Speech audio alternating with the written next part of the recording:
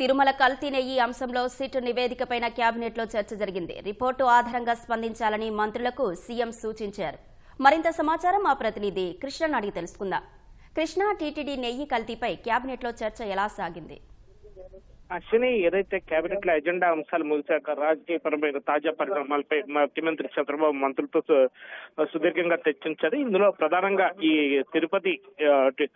తిరుమల తిరుపతి దేవస్థానానికి సంబంధించి స్వామివారికి వినియోగించే లడ్డూల కల్తీ నెయ్యి వ్యవహారం అనేది ప్రధానంగా చర్చకు వచ్చింది. ఇందులో అసలు నెయ్యి లేకుండా లడ్డూ ప్రసాదానికి ఒక కల్తీ పదార్థాన్ని ఉపయోగించిన విషయాన్ని ఏదైతే సిట్ బట్టబయలు చేస్తుందో దీని గురించి ప్రధానంగా సీఎం చర్చించారు. నివేదికలో ఉన్న వాస్తవాల ఆధారంగా ప్రజలకు వివరించాలని చెప్పి ఆయన మంత్రులకు దిశానిర్దేశం చేశారు.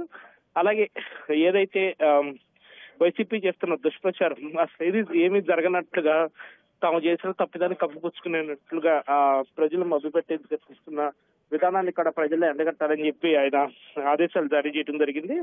ఇప్పటికే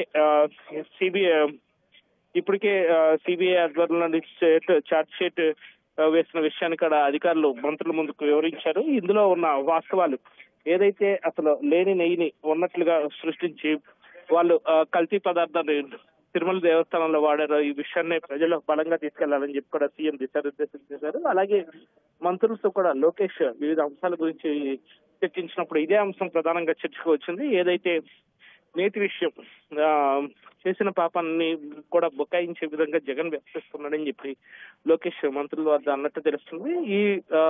దీన్ని ప్రజలను మభ్యపెట్టేందుకు చేస్తున్న యత్నాలన్నింటినీ కూడా ప్రజాక్షేత్రంలోనే ఎండగట్టి వాటిని ధీటుగా తిప్పికొట్టాలని కూడా మా లోకేష్ మంత్రులకు శాసన మంత్రులందరికీ కూడా దిశానిర్దేశం చేశారు. అశ్విని, ధన్యవాదాలు కృష్ణ.